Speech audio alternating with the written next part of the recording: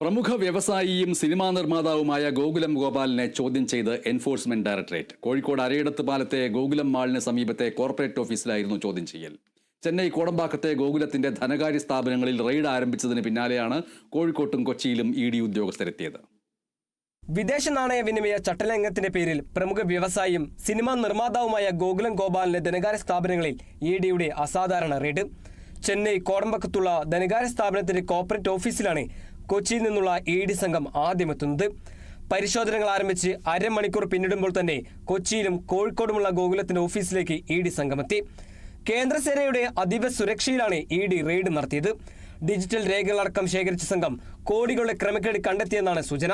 സ്വകാര്യ ചാനലിന്റെ പേരിൽ ഫെമ നിയമം ലംഘിച്ച് വിദേശത്ത് നിന്ന് കോടികൾ ഒഴുകിയെത്തിയെന്നും ഇ ഡി കണ്ടെത്തി. ചിട്ടിയുടെ മറവിൽ ഫെമ നിയമലംഘനം നടത്തിയിട്ടുണ്ടെന്നും ഇ ഡിയുടെ പരിശോധനയിൽ കണ്ടെത്തിയെന്നാണ് സൂചന. ഗോകുലം ഗോപാലിനെ ആദ്യം വടകരയിലെ വീട്ടിലെത്തി ചോദ്യം ചെയ്യാനായിരുന്നു ഇ ഡി തീരുമാനിച്ചത്. ഗോകുലം കോഴിക്കോട് കോർപ്പറേറ്റ് ഓഫീസിലെത്തിയതോടെ വിവരശേഖരണം അവിടെ വെച്ച് തന്നെ നടത്തി.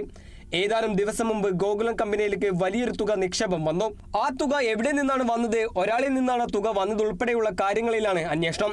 എമ്പുരാൻ സിനിമയുമായി ബന്ധപ്പെട്ട വിവാദങ്ങൾ നിലനിൽക്കെയാണ് ചിത്രത്തിന്റെ നിർമ്മാതാവ് കൂടിയായ ഗോകുലം ഗോപാലിന്റെ സ്ഥാപനങ്ങളിൽ ഇ ഡിയുടെ മിന്നൽ പരിശോധന.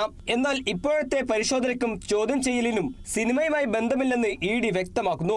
ഇതിനു മുമ്പും പലതവണ ഗോകുലം കമ്പനിയിൽ ഇത്തരം റെയ്ഡുകൾ നടന്നിട്ടുണ്ട്. Kerala vision news, Kochi.